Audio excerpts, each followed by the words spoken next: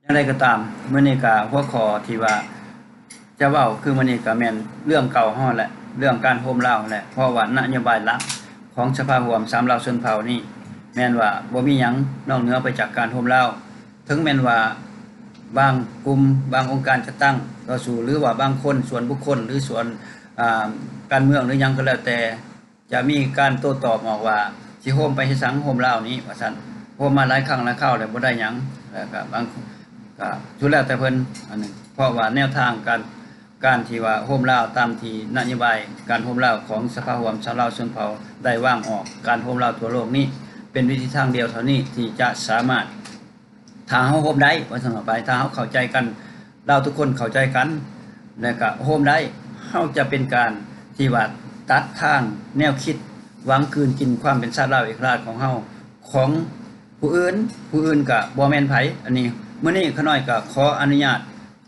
คันผิดก็ขน้อยยอมผิดผู้เดียวบ่ให้เป็นความผิดของอื่นว่าประเทศอื่นที่ว่าหวังคืนกินชาติลาวหั่นความเป็นชาติลาวก็แม่นผู้อยู่ใกล้ๆเฮาแหละคือจีนคือสยามคืออานามหรือว่าเวียดนามหรือว่าไทยปัจจุบันนี้น่ะบ่แม่นผู้อื่นไกลดอก3ประเทศนี้บ่เคยลดละอันนี้ขน้อยมีหลักฐานพยานที่จะเว้าได้บ่แม่นสิว่ามาตูหาเว้าผู้นั้นผู้นี้นี่แล้วก็สยามเวียดทั้งสยามและทั้งเวียดนามนี่สามารถบิแบ่งเอาแผ่นดินลาวเฮาไปได้ภาคส่วนหลายนี่ก็ในยุคสมัยของฝรั่งเศสเข้ามาปกครองอันนี้ก็ได้เว้าตามตรงรถอันนี้เพราะว่าชีวิตนี่62ปีแล้วถึงตายแล้วก็แล้วไปเพราะว่าเจ้าอนุเพิ่นก็ยังตายไปด้วยการต่อสู้เพื่อปกปักรักษาพื้นแผ่นดินลาวไว้คือกันน้อยเองคือกันแต่ว่าตายแล้วก็แล้วบ่มีความสำคัญหยังหมดเพราะว่าอยู่ก็ได้เห็นความเป็นชาติลาวเอกราชบ่มีได้เห็นชาติอื่นมาข่มขู่สิทธิเสรีภาพของพ่อแม่พี่น้องประชาชนเพิ่นว่าตายนอนการต่อสู้เพื่อปกปักรักษาแผ่นดินลาวไว้ก็สิแม่นดีกว่ามีชีวิตอยู่อย่างที่ว่าทุกข์ทนทรมานถูกชาติอื่นเขาดูถูกเหยียดหยามประณามติอันนี้มันมีความหมายแบบนั้นแต่ว่าอันนี้บ่ได้เว้าถึงว่ากลุ่มอื่นการจะตั้งอื่นเพิ่นก็ต่อสู้คือกันขน้อยเคารพนับถือแต่ว่าทางสภาร่วมชาวลาวชนเผ่านี่บ่ได้เว้าให้ไผขน้อยมีหลักฐานพยานอันนี้ปึ้มหัวนี้นี่แม่นว่าผู้เขียนไว้บ่บอกชื่อจริงเพียงแต่ใช้ชื่อว่าอันนั้นง่าวแทนธนินคำเขียนปึ้มหัวนี้ว่าสงครามพันปีระหว่างลาวและเวียดนามให้คิดเบิ่งพี่น้องเอ้ยเพิ่นเขียนว่าสงครามพันปีได้มันบ่แม่นหากับ1975นี่แม่นบ่เพราะฉะนั้นแล้วบางกลุ่มการจัดตั้งยังมาตำหนิติเตียนแล้วว่าด่าว่าบรรพบุรุษของเฮาว่าเจ้านั่นเจ้านี่เอาแก้วเข้ามาจังซั่นจังซี่อันนี้มันบ่ถือเรื่องบรรพบุรุษเรื่องพระเจ้าฟ้ามหากษัตริย์ผู้ข้าก็นับถือเคารพนับถือบ่แม่นบ่นับถือได้แต่ว่ามันคนละยุคนี้อาจจะบ่แม่นเจ้าชีวิตพาต่อสู้เหมือนกับยุคที่เจ้าอนุเหมือนกับยุคของเจ้าพระงุมเหมือนกับยุคของเจ้าพญาสามเชื้อไทยเพิ่นได้นำพาพี่น้องพร้อมไฟฟ้าประชากรต่อสู้กับพวกแก้วที่ได้เข้ามายึดครองแขวงพวนแขวงหลวงพระบางในเวลานั้นเป็นเวลา20ปียืนอยู่ได้ตั้งแต่สมัยที่ว่าพระเจ้าจักรพรรดิแผ่นแผ่วได้นำเอาขี่ช้างไปให้ถวายแด่เจ้าแผ่นดินประเทศแก้วแล้วมีความเครียดอาศัยเหตุผลตัวนั้นมาบุกรุกยึดครองแผ่นดินลาวแขวงเชียงขวางแขวงหลวงพระบางไว้ยืนยาวมาได้ถึง20ปีจนฮอดสมัยยุคของเจ้าแต้มคำที่นำภาพประชาชนลาวขับไล่พวกนั้นแก้วออกไปปานนั้นก็ยังเศษเหลือยังมีอยู่ยุคนี้40ปีแล้วที่ว่าเขาเจ้าเข้ามายึดครองแผ่นดินลาวแม่นแก้วมายึดครองแผ่นดินลาว43ปีแล้วตั้งแต่1975มาเห็นอย่างเฉพาะเจาะจงแหละและเฮาจะรอท่าเจ้าชีวิตของเราองค์ใดอีกที่มานำพาพวกเฮาถ้าบ่แม่นพวกเฮาประชาชนลาวทั้งนอกและในนี่มาสามัคคีร่วมจิตร่วมใจกันอันนี้ก็บ่ได้ลึกถ่วมถ้าว่าราชวงศ์หากยังอยู่มาออกมาประกาศว่านำพาต่อสู้ผู้ข้าก็ขอย่อมือสุดศอกและขอไต่ตามห้องห้อยของเพิ่นคันเพิ่นมาประกาศแบบนั้นแล้วก็ต่อสู้แบบนั้นและสามารถทอนโฮมประชาชนคนลาวทั้งนอกทั้งในให้สามัคคีกันได้และสามารถสร้างพันธมิตรกับต่างประเทศได้เพราะว่ายุคนี้ถ้าว่าเฮาบ่สามารถสร้างพันธมิตรกับต่างประเทศบ่สามารถติดแทบเข้ากับมหาอำนาจแล้วเฮาจะบ่ได้เด็ดขาดเรื่องชาติบ้านเมืองของเฮานะเพราะว่าการที่ญาติแยงยึดคืนกินชาติลาวเฮานี่มันแนบเนียนที่สุดเดี๋ยวนี้ที่ว่าพวกเวียดนามเฮ็ดกับลาวเฮายุคปัจจุบันนี้มันลักษณะผีบ้านพร้อมผีป่าอยู่แล้วอันนี้แม่นปึ้มกว่านี้ขน้อยมีหลักฐานพยานมาเว้านอกจากนั้นแล้วขน้อยมีบันทึก200ปี แห่งสงครามเย็นญาติแยงยึดญาติยึดญาติแยงเพื่อยึดครองคืนกินลาวระหว่างไทยกับเวียดนามอันนี้อีกนี่ปึงหัวนี้เป็นบันทึกเป็นเอกสารบันทึกและเขียนขึ้นมาบันทึกขึ้นมาโดยผู้ที่บ่ประสงค์ออกนามเห็นบ่เฮามาหิงลิงก์เห็นได้แบบใดลิงก์เห็นได้ว่าประวัติศาสตร์ของลาวเฮาแม่นไผญาติยึดแย่งชิงญาติยึดคืนกินลาวเฮาน่ะคนลาวมีแต่ความย่านความกลัวบ่กล้าเขียนประวัติศาสตร์ความจริงมีแต่ต่างชาติเขียนขึ้นมาเห็นบ่มันเป็นจังซี่แหละความยุคนี้ตื่นเถิดพ่อแม่พี่น้องชาวลาวตื่นเถิดนักปัญญาชนนักประวัติศาสตร์ของเราตื่นมาเถิดเขียนไว้ก่อนพวกเฮาจะตายให้ค้นคว้าจากประวัติศาสตร์หลายๆหัวมาเขียนบันทึกไว้ให้มันลูกเล่าและเล่าในขั้นต่อไปได้ศึกษาหาเรียนถึงความจริงถ้าว่าในยุคของเฮานี่เฮาบ่ได้บ่สำเร็จก็จะสิให้มันสิ้นสุดอย่าให้มันสิ้นสุดไปกับชีวิตของพวกเฮาอันนี้มื้อนี้แม่นขน้อยเปิดฉากเกี่ยวกับเรื่องนี้เนาะแล้วบัดนี้มีเอกสารสำคัญอีกที่ว่าขน้อยจะเอามาประกอบในที่บันทึกไว้ในระหว่างนับตั้งแต่ปี1975มาถึงปัจจุบันนี้อันนี้แม่นเอกสารเกี่ยวกับการร่วมลาวซึ่งบันทึกไว้โดยกระทรวงแถลงข่าวโฆษณาการของฝรั่งลาวก่อน1975ขน้อยเป็นคนที่ว่าสิถือภาษาบ้านนอกก็ว่าเพราะว่าแน่นอนเพราะขน้อยเป็นเด็กน้อยบ้านนอกแต่เป็นคนสลเกาะมักเก็บกรรมปึ้มนั่นปึ้มนี่เกี่ยวกับประวัติศาสตร์ชาติลาวเกี่ยวกับเหตุการณ์ที่เกิดขึ้นในลาวขน้อยมักเก็บกรรมมาไว้เนาะเพราะฉะนั้นเป็นหยังขน้อยเก็บกรรมมาไว้เพราะขน้อยก็เพราะว่าอยากเขียน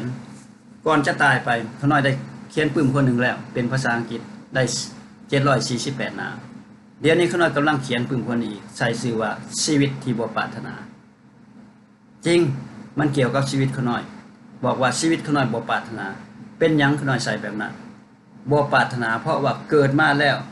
อยากจะศึกษาหามเรียนเพื่อให้ตนเองได้มีความรู้ความสามารถรับใช้ชาติรับใช้ประชาชนให้เกิดผลประโยชน์แต่ว่าเป็นไปบ่ได้เมื่อเวลาอยู่มัธยมภาคปลายถือพวกแนวทางศาสตร์จะไป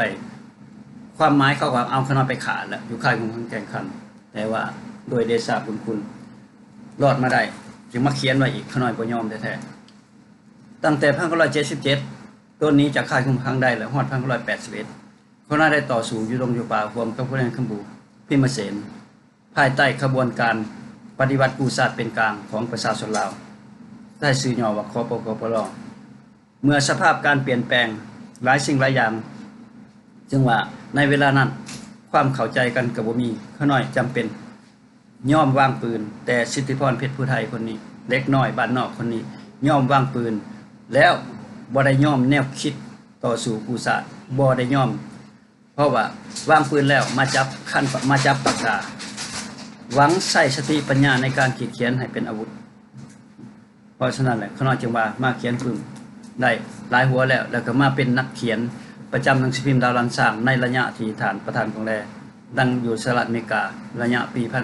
1988ถึงปี2000หรือว่าปี1999เพิ่นได้ออกจากอเมริกาไปในเวลานั้นแนวใดก็ตามถึงยุคแล้วถึงเวลาแล้วที่พวกเราจะต้องตัดสินใจร่วมกันพ่อแม่พี่น้องประชาชนลาวเดี๋ยวนี้มีหลายองค์การต่อสู้และมีหลายสิ่งหลายอย่างที่พวกเราควรเฮ็ดได้มันบ่เหมือนกับสมัยตะกี้แม่นเสด็จเจ้าเพชรราชเพิ่นก็ต่อสู้เต็มที่และนอกจากนั้นเจ้าอุ่นค่ำก็ต่อสู้เต็มที่ผู้ที่บ่เข้าใจบ่ฮู้จักความจริงว่าความขมขื่นเจ็บใจอยู่ในพระราชวังเองแหละเพิ่นเจ็บใจขนาดใดที่ได้เห็นฝรั่งเศสเข้ามาเฮ็ดแบบใดที่ได้เห็นสยามเข้ามาแบบใดที่ได้เห็นเวียดนามเข้ามาอาณาแบบใดในระยะเดียวกันเวลานั้นอยู่เวียดนามแม่นพระเจ้ายังเพิ่นเอิ้นว่าบ่าวดายมียังเวียดนามยังมีเจ้าชีวิตคือกันนั่นแหละได้เขาได้ญาติยึดของพวกเฮาไปในระยะนั่นแหละคือว่าแม่น้ำของผ่านไหลผ่าทางกลางก็ได้หมดไปในสมัยที่ฝรั่งเข้ามา1893แล้วเรื่องที่ว่าตังเกียหรือว่า12จุดไตเหตุปันนาลือแต่ก็ต่อลงมาเมืองแถนแงอ่านบ้านแม่ทวดกวางตุงเฮาก็ได้สูญเสียไปในยุคระยะสมัยนั้นเป็นจังซั่นล่ะแต่คนลาวเฮาถอยมาเรื่อยๆแต่กี้1954ฝรั่งเศสถอยออกแต่ว่าเวียดนามยับเข้ามา หวังจะเป็นจักรพรรดิตัวหนึ่งแทนจักรพรรดิฝรั่งเศสในระยะต่อสู้กับฝรั่งเศสเวียดนามเขาก็ได้จอบอ้อยชื่อจ้างจอบอ้อยใส่คำเว้าอันมวลซืนว่าสามชาติอายน้องอินโดจีนสัญญาห่วมรบกอดข้อกันตายเขาไม่ฮักพักที่1ปันกันกินในที่สุดแล้วเมื่อเวลาว่าฝรั่งเศสออกไปแล้วเขาก็มาเปลี่ยนคำเว้าว่ากำลังน้อยต้องขึ้นกับกำลังใหญ่แน่นอนเพราะว่าเวียดนามเขาจะได้โฮมเอาตังเกียเขาได้โฮมเอานั้นอานามเขาได้โฮมเอาโกเชิงชินเขาเป็นเวียดนามเขาจะสถาปนาขึ้นเป็นว่าสหภาพเวียดนามอันหนึ่งเดียวกันแล้วความใฝ่ฝันของโฮจิมินห์ความบันดงยังบ่ได้สิ้นสุดเท่านั้นโฮจิมินห์ก่อนจะตายก็ยังเขียนพินัยกรรมไว้อีกว่าขอให้เยาวชนเวียดนามรุ่นต่อไปจงสำนึกได้ว่าอยู่บนใดที่เลือดทหารเวียดนามญาติอยู่แผ่นดินใดแผ่นดินตัวนั้นจะต้องเป็นของเวียดนามอันนี้มันบ่ถูกต้องอันนี้เว้าไปแล้วมันเป็นสันดานของผู้ที่ว่าหวังยึดครองของพื้นทหารเวียดนามเข้ามาหลังเลือดอยู่แผ่นดินลาวนี่หลายที่สุดแน่นอนว่าบ่มีไผปฏิเสธได้เพราะว่ามีการส่งพิธีส่งกระดูกทหารเวียดนามที่มาฮุกฮานลาวนั้นก็แม่นรัฐบาลสปปลเองเป็นผู้จัดส่งอยู่แขวงสะวรรณเขตอยู่ที่เขตบ้านของขน้อยเองเขตเมืองอัสสพรตีนภูสังแหเขาเจ้าก็ไปขุดคนใดคือกันในปี1964ขน้อยยังน้อยๆนี่ขน้อยกันยังจำได้ชื่อได้ว่าพวกอิสระได้มาตีค่ายบรรณาธิการในเวลานั้นเพิ่นได้จับเอานั้นเจ้าหน้าที่บ้านเมือง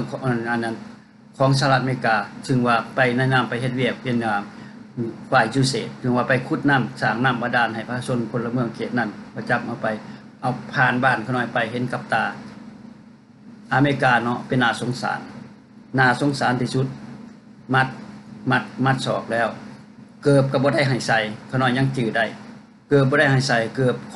องเพิ่นเอง2ผู้เดียวตอนนั้นผู้เดียวเพราะผู้นึงเพิ่นยิงตายคาเฮือนอยู่ในบ้านพักขยาคือว่าเป็นชื่อว่าเมืองอัสสพรปัจจุบันนี่แหละเนาะเพิ่นยิงพร้อมกันกับยิงค่ายบรรณาธิการค่ายทหารเอาเกือบพนากับเอาเกือบมัดใส่กันแล้วก็เอามาแขวนคอของผู้ที่ว่าเพิ่นถือว่าเป็นเสลยเสือกนั้นขน้อยเห็นแล้วน่าทุเรศเวลานั้นขน้อยกำลังเข้าเรียนอยู่ป .2 เวลานั้นแต่ว่าความจดจำยังมีอยู่หลังจากนั้นมาขน้อยได้มีความนึกคิดเสมอว่าเป็นหยังอเมริกาเขาเจ้ามาสั่งนำบ่อกอศาลาให้ได้สร้างวัดว่าศาสนาให้อยู่ในเมืองอัสสพรกับคนดินแห่ดินทรายมาเป็นหยังจังไปขาไปฟันอย่างนั้นบาดทหารเวียดนามเขามาเอิ้นว่าอ้ายน้องทหารอ้ายน้องสิมาปลดปล่อยนั่นมาปลดปล่อยนี่ซอยทหารฝรั่งเศสลาวเอิ้นว่าศัตรูอันนี้เขาน้อยได้มีความรู้สึกตั้งแต่ยังน้อยๆพุ่นแหละเด็กบ้านนอกคนนี้มีความรู้สึกตั้งแต่พุ่นมาจึงอยู่กับพวกอิสลามบ่ได้ย้อนหยังมันอันนั้นแหละเพราะว่าเขาน้อยจึงมาเขียนปึ้มพวกนี้แหละเด็กบ้านนอกแต่อยู่ในซึ่งเป็นน้ำแผ่นดินอยู่ในสายตาของในราชาเขาน้อยเว้าเต็มปากมื้อนี้ในใดก็ตามเนาะแต่ว่าอีกอย่างนึงคันเมื่อเป็นจังซั่นแล้วย้อนเหตุผลอันใดเฮาจึงเอากันบ่ติดเพราะว่าแนวคิดของผู้ที่หวังยึดครองแผ่นดินเฮานั้นเขาเจ้ามีแนวคิดแบบใดเขาเจ้ามีแนวคิดซึ่งมีหนังสือพิมพ์มังกรหาเล็บได้เขียนออกมาเลยในเวลานั้นเขาได้บ่งบอกว่าพาดหัวเรื่องว่าหากว่าลาวสามารถยืนในตอนที่ว่าลาวเปลี่ยนแปลงใหม่ได้นี่นะเป็นเปลี่ยนแปลงใหม่ทางประเทศสหรัฐหนังสือพิมพ์มังกรหาเล็บของไทยได้ลงข่าวว่าหากว่าลาวสามารถยืนอยู่ได้ต่อไปอีกประมาณ10หรือ20ปีข้างหน้าลาวก็อาจจะเป็นสะพานไต่เพื่อการร่วมกันอย่างพึงพอใจระหว่างไทยกับเวียดนามที่ได้สู่กันมา200ปีแล้วเพื่อญาติยึดคืนกินแผ่นดินลาวในแหลมอินโดจีนหรืออีกแนวหนึ่งลาวอาจจะถือคืนเข้าสู่ก้องอำนาจของทั้ง2ประเทศนี้มีส่วนแบ่งปันผลประโยชน์ร่วมกันด้วยความพึงพอใจทั้ง2ฝ่ายแล้วอันนี้เห็นได้ชัดเจนแล้วพี่น้องว่าไทยกับเวียดนามบ่ได้มีความหวังดีบ่ต้องการอยากเห็นว่าลาวยืนอยู่ด้วยความคงอยู่เป็นลาวเอกราชอันนี้แหละเหตุผลที่ลาวจะต้องร่วมกันอันนี้แหละผู้ข่าจึงว่ามีความระแวงอยู่ว่าเป็นหยังโฆษกท่านหนึ่งอยู่สถานีแห่งหนึ่งบ่บอกเจาะจงผู้ใดจึงว่าไว้ว่าเป็นหยังจังอยากร่วมลาวเป็นหยังจังอยากเปิดกองประชุมร่วมลาว ผู้ข้าบ่เข้าใจท่านโฆษกผู้อาวุโสบ่ฮู้จักว่าความคิดเพิ่นแบบใดถ้าเพิ่นบ่อยากโฮมลาวแล้วเพิ่นหรือว่าเพิ่นอยากโฮมเวียดนามแหละเป็นหยังเพิ่นจึงออกมาเป็นโฆษกว่าทำการต่อสู้อันนี้บ่เข้าใจขออภัยโทษถ้าผู้ข้าเว้าผิดนั่นล่ะบัดนี้อุดมการณ์ของผู้เป็นพ่อเป็นแม่ผู้เป็นพ่อเป็นแม่ของแก้วเขาว่าถ้าพวกแก้วสอนลูกเขาสอนว่าแนวใดถ้าพวกแก้วสอนลูกเขาจะสอนว่าลูกเอ้ยจงต่อสู้เพื่อคืนกินลาวเอาลาวมาเป็นของแก้วอันนี้ความแก้วพ่อแม่แก้วสอนแก้วนี่แหละโดยเฉพาะเดี๋ยวนี้แก้วปากภาษาลาวได้ละเอียดกันไหลอยู่แผ่นดินลาวต่อไปข้างหน้าแก้วก็จะไปนั่งสภาเป็นสมาชิกสภาผู้แทนราษฎรหมดอันนั้นจะก้าวเข้าไปสู่สหพันธ์อินโดจีนโดยตบมือเอาซื่อๆอันนี้แหละก็เกี่ยวไปประวัติศาสตร์อันเก่าอีกว่าพังเราจะชนะปลดปล่อยเมืองเราโดยบ่มีเสียงปืนแตกภายใต้การสลัดสงสัยของพรรคหลักเกี่ยวไปแบบนั้นคือเก่าการที่ผู้ข่าวเว้าแบบนี้บ่แม่นผู้ข่าวเกลียดสร้างพวกแนวลาวศาสตร์บ่แม่นผู้ข่าวเกลียดสร้างพ่อแม่พี่น้องประชาชนลาวผู้ข่าวเว้าออกมาเพื่อว่าต้นตอที่ว่าลาวเฮาบ่ถือกันแตกบ้านแตกเมืองเป็นอพยพครั้งแล้วครั้งเล่าในระยะสงครามอพยพจากแขวงเชียงขวางจากเมืองพิณไชยโปนสวรรณเขตนี่เนาะจากหลายจำนวนหลายหมื่นหลั่งไหลเข้ามาอยู่ภายใต้พึงโพธิสมภารของพระบาทสมเด็จพระเจ้ามหาชีวิตศรีสว่างวัฒนาทั้งที่ว่าฝ่ายตรงกันข้ามฝ่ายแนวชาติว่าเจ้าชีวิตบ่ได้เฮ็ดหยังเป็นขี้ขาจักรพรรดิฝรั่งเศสเป็นขี้ขาจักรพรรดิอเมริกาความเว้าที่บ่มีมงคลความเว้าที่อัปประโยชน์และให้โทษแก่ชาติตัวเองนั่นเอาไปป้อนให้แนวคิดของเด็กน้อยลาวผู้ที่บ่ฮู้จักหยังเหมือนกับเอาไปสอนเหมือนกับว่าสอนนกแก้วปัจจุบันนี่เขายังใช้ทฤษฎีนกแก้วอยู่คือเก่านี่แหละบัดนี้มากล่าวถึงไทยนี่เกิดมาจากไสคำว่าประเทศไทยนี่เกิดขึ้นมาในสมัยป.พิบูลสงครามทำรัฐประหารด้วยเหตุใดจึงเกิดมีประเทศไทย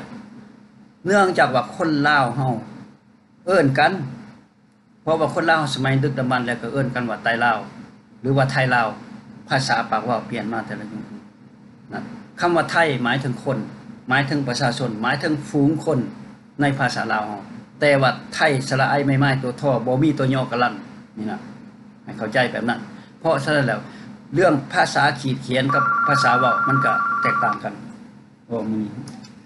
สบายดีฮัลโหลสบายดีโอเคเอามีหยังก็สอนกันมื้อนี้ผู้เดียวโอเคอันนี้ก็สิซึ่งตัวตึงได้เล่นเนาะเพราะว่า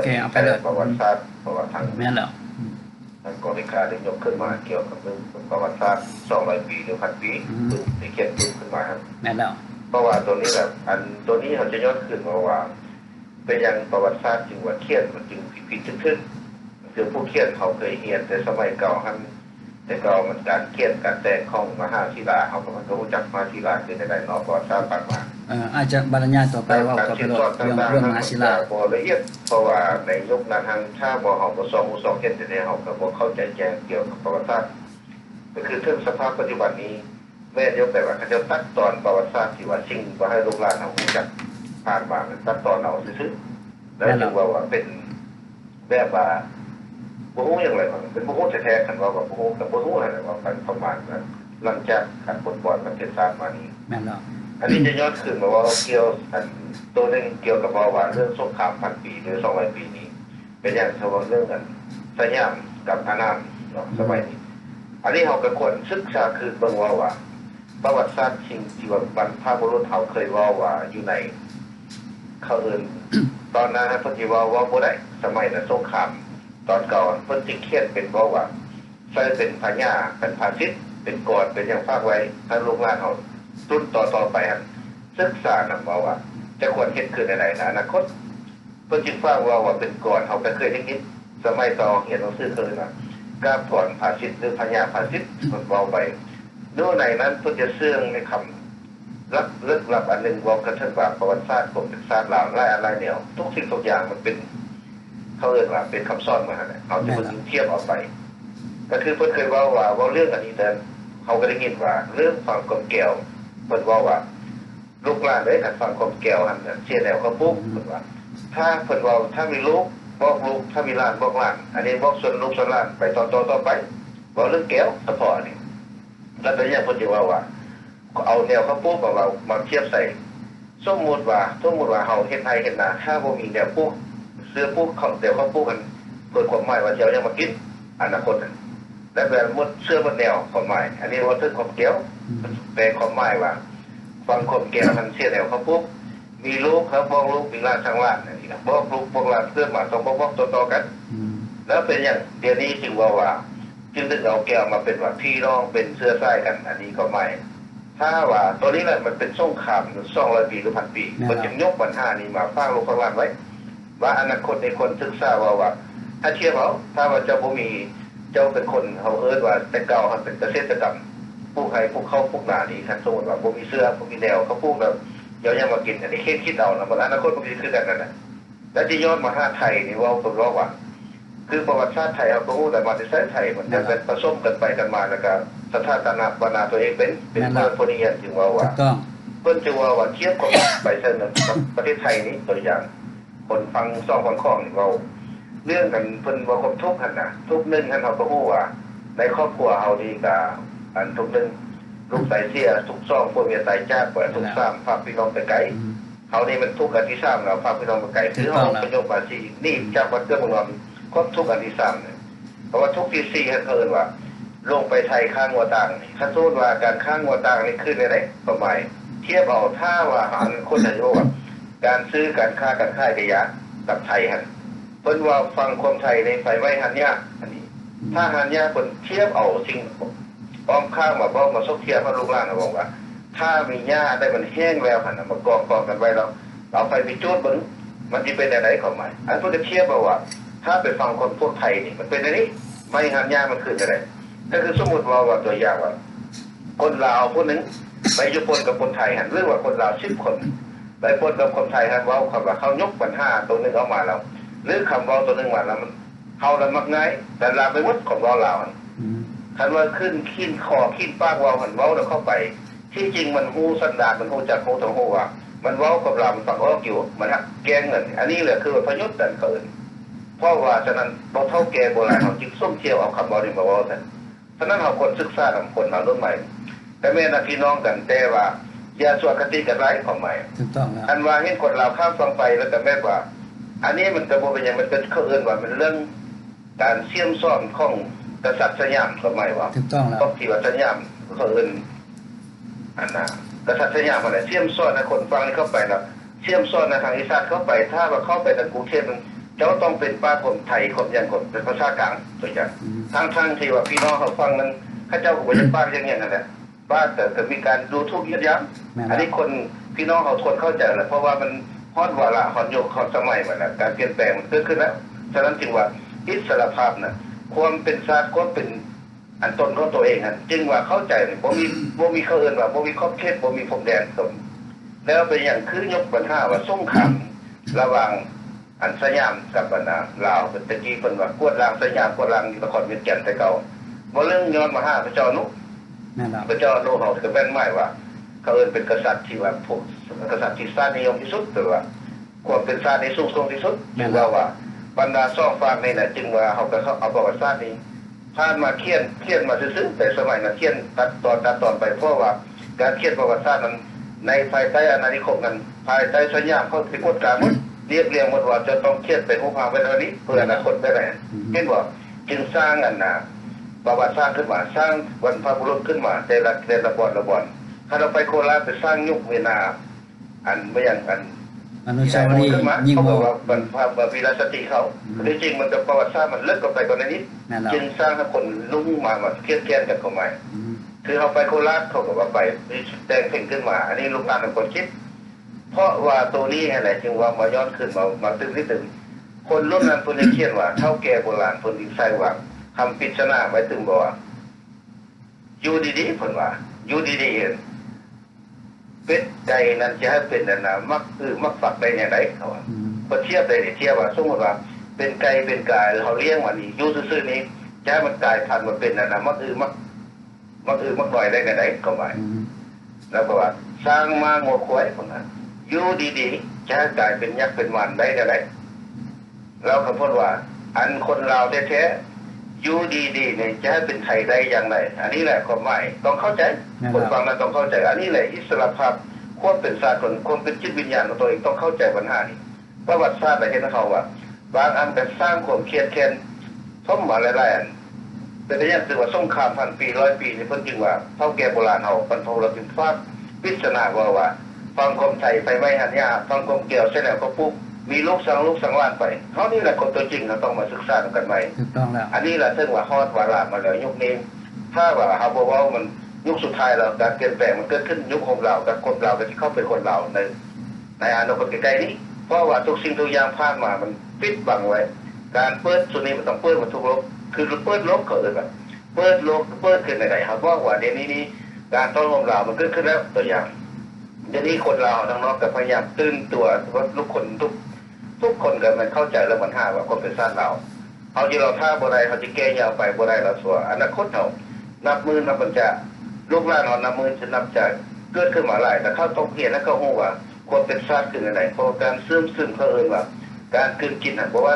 จีนจะซึมลาวจีนแก้วจะซึมลาวหรือไทยจะซึมลาวเพราะว่าอันนี้แหละจึงว่าเดี๋ยวสถานการณ์ปัจจุบันนี้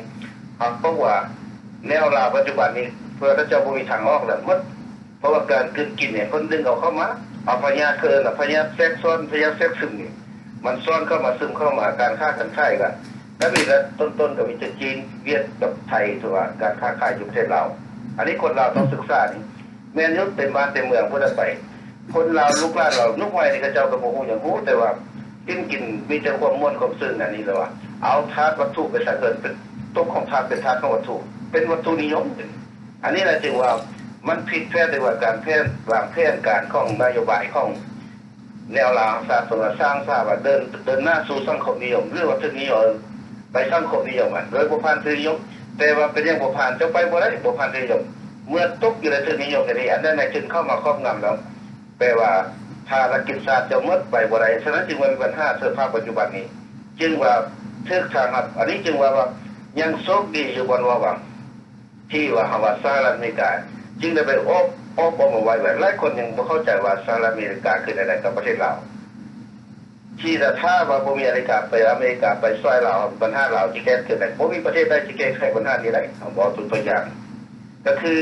เดี๋ยวนี้แหละเขาบอกว่าพายมาว่าเป็นอย่างที่ว่าประธานาธิบดีบารักโอบามาที่เข้าประเทศเราเนี่ยผู้ทำมิตรเจอประเทศเราเป็นประวัติศาสตร์บ่เคยมีมาก่อนอยู่ในชาติเราอันนี้เขาคนเข้าใจว่าเป็นอย่างที่เกิดเป็นอย่างนั้นถ้าเกิดเป็นนั้นเพิ่นว่าไปวางนโยบายรวมเอาทุกเวียนงานบ่ว่าทางด้านการเมืองเศรษฐกิจสังคมเขาควรนำทางเพิ่นเพราะทุกสิ่งทุกอย่างเพิ่นแจกการช่วยเหลือให้การคุ้มครองเขาแล้วคนเราอย่างเงี้ยทางไปทางอื่นไป5คนอื่นไป5วันนี้ไปเจาะจงแต่แนวที่ว่ามันล้มสลายของในเราทั้งสายเพราะว่าทีนี้ก็เจ้าก็ไปบ่ได้มีตลอดท่าแต่ว่าเขาเอิ้นว่าการค้าการขายนี่ไปบ่ได้คือแปลว่ายอมจำนวนแบงก์กรับซี่ให้แหละเพราะว่าบ่มีอะไรล่ะนี่สิ้นกับหมดบ่มีจิตใจจึงเรามีตัวเจ้าจะยึดเอาไปยึดก็คือเฮานี่ไปค้าไปขายมูมายึดเงินบ่จ่ายค่าเงินค่าสารอันนี้แหละมันจะเป็นสภาพในนี้ฉะนั้นว่าเดี๋ยวนี้หั่นน่ะซึ่งอเมริกาเพิ่นจึงไปจับเอาไว้ว่ามัดเอาไว้บอกว่ามีเขาคอยช่วยเหลือกันถ้าเป็นสันติวิธีการของเรานี่แต่พวกนี้ยังแข่งกระด้างอยู่แข่งกระด้างว่าทั้งที่ไปบ่ได้ก็ยังว่านั้นอยู่ก็คือทุกสิ่งทุกอย่างนี่มันให้เกิดขึ้นคือตัวอย่างผ่านมา2-3มื้อนี่คือไฟพิบัติเกิดขึ้นนี่เกี่ยวปัญหาเรื่องงบประมาณแห่งชาติตัวมีอันนี้แหละจึงว่ามันเป็นการโชคดีนึงที่ว่ามันเกิดอันนี้เพิ่นเกิดให้เห็นคือว่าสูตรลีนาเพิ่นได้ไปสร้างตั้งว่าเพิ่นศูนย์อพยพศูนย์บ่แม่นศูนย์อพยพศูนย์ของการภัยพิบัติอยู่โรงพยาบาลอันนี้ภัยธรรมชาติจริงที่บ่เห็นว่าเหตุผลว่าถ้าบ่มีศูนย์อันนี้ภัยพิบัติจะเกิดขึ้นแถวเห็นผ่านมานี่มี17-18หมู่บ้านนี่เกิดเสียหายหลายๆเนาะแล้วเอามาได้ใช้ในงบประมาณของรัฐบ่มีมันกี่ได้ไป5ศูนย์ที่อเมริกาเพิ่นสร้างขึ้นทำให้อยู่โรงพยาบาลตรงนี้สิได้ไปช่วยเหลือถึงแล้วเขาเคยว่าศูนย์ป้องกันภัยพิบัติมันจะมีทุกสิ่งทุกอย่างอยู่ในนั้นเขาเอิ้นว่าแต่เก่าเพิ่นเอิ้นว่าประชาสงเคราะห์นั่นแหละแต่ว่าอันนี้มันจะแตกต่างเพิ่นเฮ็ดเลยเพราะว่าศูนย์นี่มันจะมีทุกสิ่งทุกอย่างเขาเอิ้นว่าเกิดกรณีฉุกเฉินอันนั้นกรณีแบบว่าฉุกเฉินนี่ต้องไปช่วยคือประชาชนนั่นแหละทีนี้บ่ บ่มีไผสิไปซอยเขาเจ้านี่17-18 บาทนี่ตัวอย่าง นั่นแหละ แล้วคน7-800คนนี่บ่มีคนอยู่บ่กิน กันอยู่อาศัยบ่มีข้าวน้ำสปาบ่มีกิน อันนี้แหละปัญหาสภาพปัจจุบันนี้เอาที่ย้อนคือว่าต้นกำเนิดบ่มีหยังก็มีแต่พวกอยู่อ้อมบ้านเฮาแหละที่ว่าปัญหาแทรกซึมเข้ามาแล้วพวกนี้ก็เจอว่าหมดภาระหน้าที่ว่าไปบ่รอดคือว่าภาระหน้าที่ตัวเองว่าทั้งที่ว่าภารกิจชาตินั้นในอนาคตแทนการคือใดๆก็ลืมหน้าที่หมดจึงว่าทึกนิยมเด็กไปกลืนกินจึงว่าตกของเป็นทาสได้ถึงหมดเนาะอันนี้เพิ่มตรงนี้ก่อนนะมีญาติเพิ่มเติมไปเนาะเข้าใจ โอเคขอบใจหลายมันมีแนวคิดหลายๆมื้อนี้นะก็อยากขอห้องให้ท่านผู้ฟังอยู่เนาะก็บ่ฮู้ว่ามีผู้ฟังอยู่หรือบ่นะก็ระบบเสียงเป็นอะไรก็ให้โทรมาบอกเด้อแล้วก็มีแนวคิดอะไรก็ให้โทรเข้ามาเพิ่มเติมกันโลดแต่ว่าแนวคิดของขน้อยเองผู้เดียวนี่บ่ถูกต้องหรอกนะบ่ถูกต้องแต่เป็นหยังจังเว้าออกมาอยากให้ผู้ฟังได้ตำหนิติเตียนได้เพิ่มเติมบ่ได้มันขาดตัวบกพร่องเนาะที่เพิ่นเว้ามานี่หลายแนวคิดเกิดขึ้นมาทุกสิ่งทุกอย่างแต่ก่อนอื่นขน้อยจะจบอันตัวบทนี้น้อยหนึ่งก่อนจะสิไปเกี่ยวไปเพิ่มเติมที่ว่าเพิ่นเว้าเข้ามาเนาะแต่ว่าถ้าผู้ใดมีแนวคิดอะไรก็โทรเข้ามาโลดบ่ต้องเกรงใจขน้อยผู้จัดท่านรายการนี่เด้อขน้อยแนะนำพิธีกรนี่จะบ่อยากออกความคิดเห็นอย่างหลายดอกธรรมดาแท้ก็บ่สมควรที่ออกความคิดความเห็นเพราะว่ามีแต่ว่ามาเปิดเป็นแรงข่าวเป็นบอนที่ว่าให้ทานผู้ฟังได้เทสติปัญญาเข้ามาให้ผู้ฟัง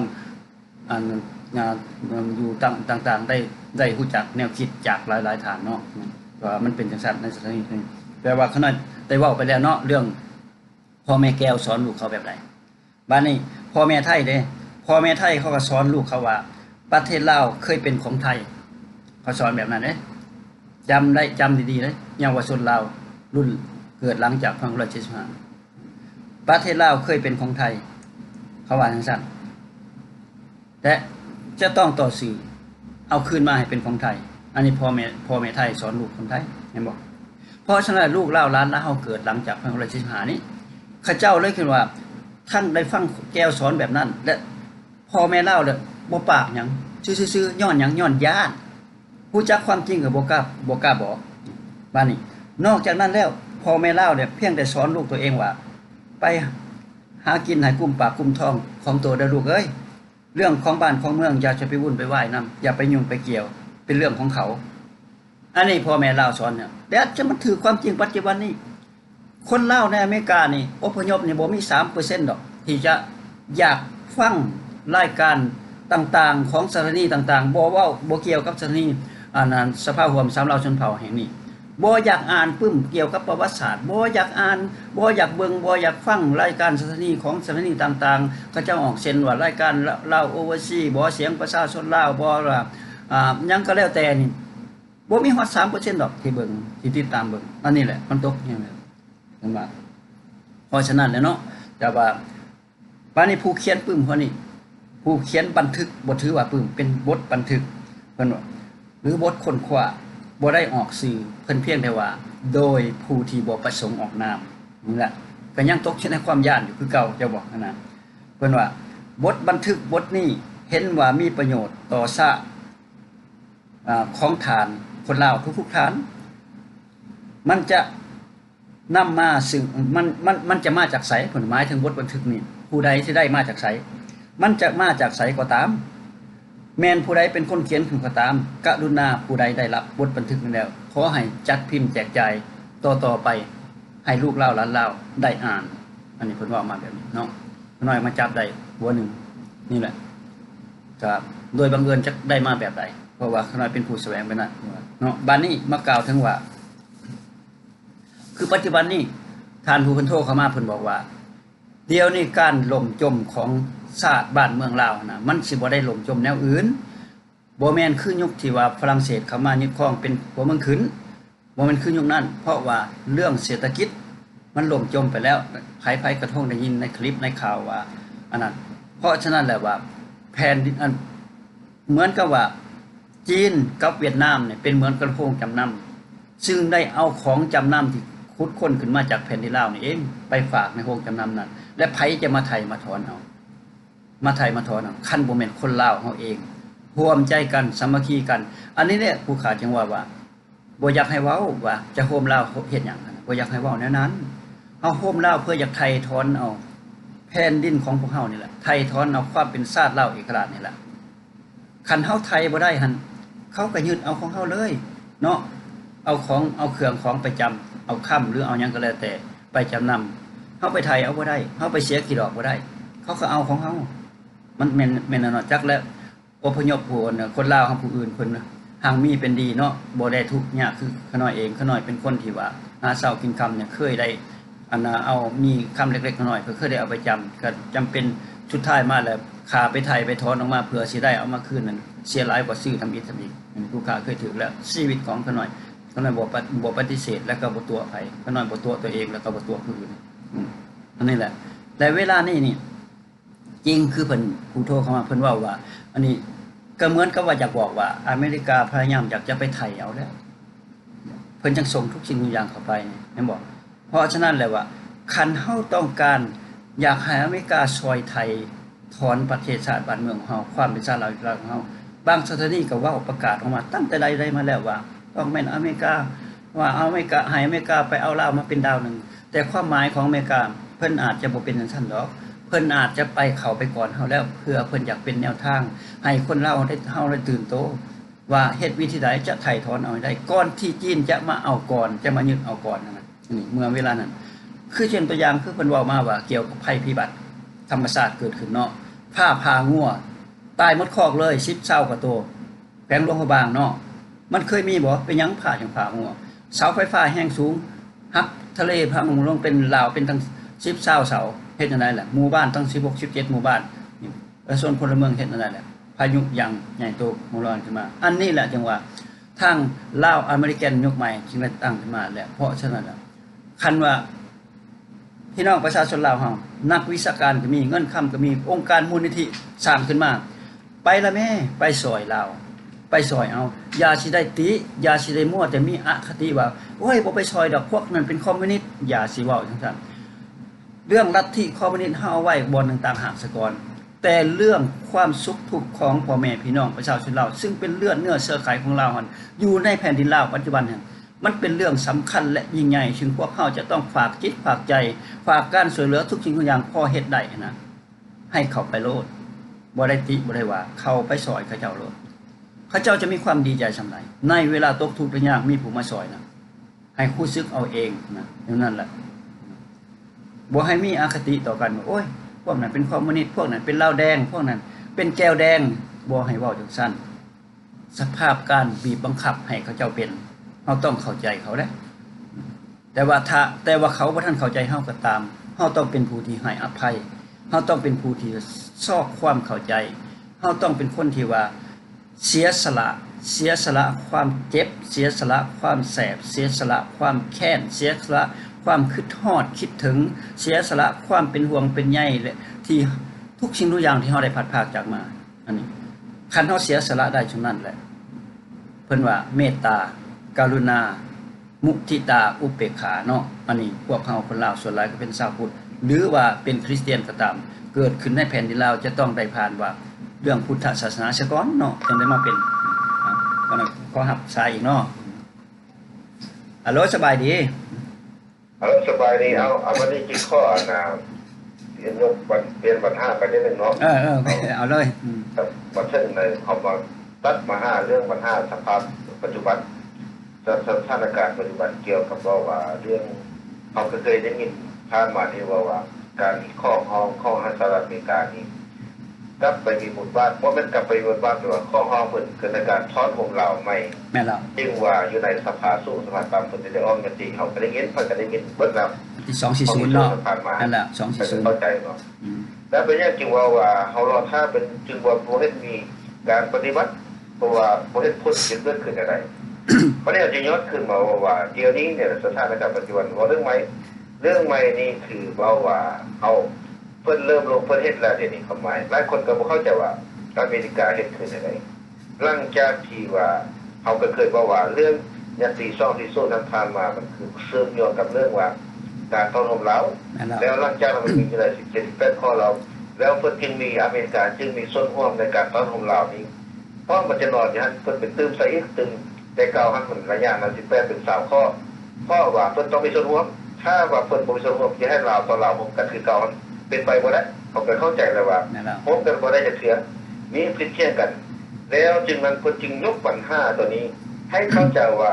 ทุกสิ่งทุกอย่างนั้นผ่านมาครับบ่ว่าสัญญา54 62 73มาถึงปัจจุบันนี้มันจะไปนอนอย่างไรนี้หมดเมื่อเราเข้ามานี่หมดว่าเฮาเราบ่เข้าใจว่ายังไปซ่อน5ตัวเก่านั้นที่จริงเพิ่นเก็บเข้ามาโฮมมาสรุปเขาเอิ้นว่าเป็นสร้างรวมอันนึง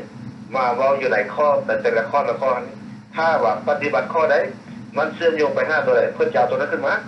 ถึงบ่ว่าว่าเรื่องต่างๆผ่านมานี้เฮาก็เคยยกปัญหาแล้วต้องเข้าใจว่าเพิ่นเอามารวมไว้หมดเราเวียนแต่ละเวียนที่ผ่านมามันมาอยู่ในแถลงการณ์3ข้อนี้หมด แม่นแล้ว แต่เราต้องมาศึกษาอยู่ในแถลงการณ์3ข้อว่ามันมีข้อใดแหละแล้วมีด้านใดแหละที่ว่าจะเฮ็ดนั้นมันมีทุกด้านอยู่ในประเทศลาวเฮาต้องมาศึกษาถ้าบ่ศึกษาเฮาสิบ่เข้าใจว่าการทอดรมลาวครั้งสุดท้ายนี่คือจังได๋แล้วเดี๋ยวจะยกปัญหาว่าเดี๋ยวนี้ว่าเรื่องว่าสภาสูงสภาต่ำมันขึ้นกับสภาแบบมี2พรรคการเมืองเพิ่นตกลงเป็นเอกภาพกันว่ามีมติว่าให้การทอดรมลาวแล้วเพิ่นเริ่มปฏิบัติแล้วเป็นอย่างจริงว่าคือยกประวัติมาให้ฟังว่าเรื่องใหม่นี้อันตัวนี้มันสำคัญพอมันจะต่อเนื่องว่าเพิ่นเริ่มลงมือปฏิบัติหลายล้านจากเสียเพิ่นได้ลงบัญชีดำอยู่ในคิงโรมันแล้วเดี๋ยวอเมริกาจึงเข้าไปมีบทบาทไปบอกว่าเจ้าจะเห็นหรือบ่เห็นต้องเปลี่ยนแปลงหรือบ่เปลี่ยนแปลงก็คือยกตัวอย่างว่าในซ่อมมือผ่านมานี้อยู่ในคณะผู้แทนขั้นสูงของรัฐสภาของสหรัฐอเมริกาวุฒิสภาสูงเพิ่นได้เดินทางไปเยี่ยมยามลาวมันแปลว่าอยู่ในประธานสภาไปพบกับประธานสภาแห่งชาติลาวและนายกรองนายกรัฐมนตรีห้องรัฐมนตรีกระทรวงการเงินและรัฐมนตรีกระทรวงการต่างประเทศอันนี้ต้องเข้าใจว่ามันเป็นเรื่องอย่างอื่นของไปพบสภาคืออะไรไปพบผู้นำสภาลาวก็คือท่านนางปานีนั่นแหละนางปานียาสุโตแล้วรัฐานจาก2คนนี้มันมีผู้ต่างหน้ารัฐสภาต่างหน้าของรัฐสภานี้ข้องพรรครีโมแกรตและพรรครีพับลิกันทั้ง2ทางพรรครีพับลิกันนั้นมันมาแก้คนรัฐนิวเจอร์ซีย์และทานคนชื่อทานแฟรงค์ลิงฮูเซนและตัวแทนพรรครีพับลิกันและทานฟิตกีฬานี่พรรคเดโมแครตจากรัฐแคลิฟอร์เนียก็ได้ไปพบที่ว่าประธานสภาลาวแล้วก็บอกปัญหาเรื่องนี้ว่าเรื่องเงินตัวอย่างเรื่องเงินคือว่ากระทรวงการเงินว่าเรื่องเงินแดงและกระทรวงการต่างประเทศว่าทั้งรวมทั้งหมดเรื่องอันนี้เขาหมายว่าจะตัวนี้แหละรายละเอียดผลว่าจะเฮ็ดขึ้นอะไรเพราะว่าในนี้ประเทศลาวเขาก็รู้ว่าเขาจะไปบ่ได้แล้วเพราะอเมริกาจึงไปเป็นอย่างคนที่ไปช่องตั้งคำถามว่าเป็นอย่างเขาเข้าใจว่าพรรครีพับลิกันเข้ามาแล้วมันตัวเก่ามันหมดแล้วในนี้คนไปต่างๆหน้าทั้ง2พรรคนี่พรรครีพับลิกันกับเดโมแครตเพิ่นไปนำกันแล้วดูผ่านมาเฮายอดขึ้นแล้วว่ามาตีช่องที่สุดกับเพิ่นสภาสูงสุดต่ำเป็นเอกภาพกันอยู่2พรรคที่ว่ามาตีนี่ได้เดี๋ยวนี้เพิ่นไปเฮ็ดเวียกก็ไปทั้ง2พรรคคนต่างหน้าทั้ง2พรรคไปเฮ็ดเวียกในประเทศลาวเดี๋ยวนี้แหละเริ่มเรียกว่าพวกการต้องเข้าใจคนลาวทุกคนหลังจากนี้มันจะมีอย่างได๋เขาก็เคยยกปัญหาว่าแต่ละเวียกผ่านมาเพิ่นไปเฮ็ดหมดแล้วเห็นแล้วก็รอท่าแต่ว่าจะย้อนขึ้นมาว่าไม่ใช่เขายังไปดื้อดึงด้านเอาแต่ว่าเรื่องเก่าทั้งเรื่องอันนั้นมาเพิ่นเอาเข้ามาหมดแล้วเขาบ่เข้าใจคือยกตัวอย่างสัญญาสัญญา54 273บอกว่าแต่เก่ามันตัวนี้มันเกิดจากอยู่ไสเพิ่นแบบว่ามันเป็นเกิดจากระเบิดแหละกันถ้าบ่มีการฆ่ากันบ่มีระเบิดแม่นแล้วเมื่อเก็บระเบิดแล้วเพิ่นจะนำไป5ว่าต้องตัวอย่างมันเป็นอย่างต้นกำเนิดเป็นอย่างระเบิดจนถึงมามีอย่างเกิดขึ้นตัวอย่างมีการต่อสู้ขึ้นบ่มีการมีสร้างในหลังสัตว์เกิดกำเนิดขึ้นบ่จึงต่อสู้จึงมีการฆ่ากันตายกันระเบิดแล้วการเก็บระเบิดนี่มันจะแตกต่างอยู่ไหมนี่หลายคนก็ว่าอเมริกาเป็นชื่อระเบิดประเทศลาวเพราะว่าเพิ่นจะให้ความเป็นธรรมว่าถ้าว่าระเบิดนี่มันเก็บขึ้นมาเป็นของผู้ใดมันมีเลขมีบัญชีมีหยังซื้อเข้าหมดแล้วเป็นของผู้ใดบ่แม่นเป็นของอเมริกาประเทศแล้วหลังจากนั้นเพิ่นจะนำไป5ว่าต้องให้เข้าใจว่าเวลาระเบิดมาเกิดบ่สักแต่นี่เป็นของผู้ใดเนี่ยแล้วมันเอามาจะเอามาได้เลยของจีนก็มีของรัสเซียก็มีเอามาได้ใส่หรือของฝรั่งเศสก็มีแล้วอาวุธสมัยสงครามนั้นกินตัวนี้แหละเมื่อว่าประเทศตัวนี้มันจะเวลาเพิ่นเก็บเข้ามาตัวนี้คือต่อตัวนี้เก็บขึ้นมาแล้วมันจะลามไป5ว่ามันมีวัดสัญญาเป็นอย่างที่เกิดระเบิดนี้เป็นอย่างอเมริกาเป็นระเบิดขึ้นมาในระยะนั้นมันเกิดอย่างนี้กันเกิดขึ้นเพราะว่าสมัยสงครามด้านหน้าสังคมนิยมกับทุนนิยมขั้วขั้วมหาอำนาจมันเกิดขึ้นในอะไรแล้วก็พวกพันเทิงว่าพระเจ้ามหาชีวิตของเราองค์สุดท้ายนี้กับองค์มงกุฎเพิ่นก็มา5 อเมริกาว่าเรื่องว่าประธานาธิบดีจอห์น เอฟ เคนเนดีสมัยเพิ่นฮู้จักเพิ่นว่ากันตัวนี้แหละมันเรื่องนี้เสื่อมโยงมาหาตัวนี้เขาก็ยอดคือไปเบิ่งว่ามันเกิดเหตุการณ์ตัวนั้นจึงมาหาระเบิดตัวบ่เอาให้ตามไปก่อนให้ประเทศลาวนี้เป็นด้านหน้าเป็นกำแพงต้านระหว่างสองขั้วมหาอำนาจนี้แล้วประเทศพันธมิตรมีไผได้ไปสู้รบอยู่ตันไทยก็มีประเทศใดก็มีไปตีสกิลในประเทศลาว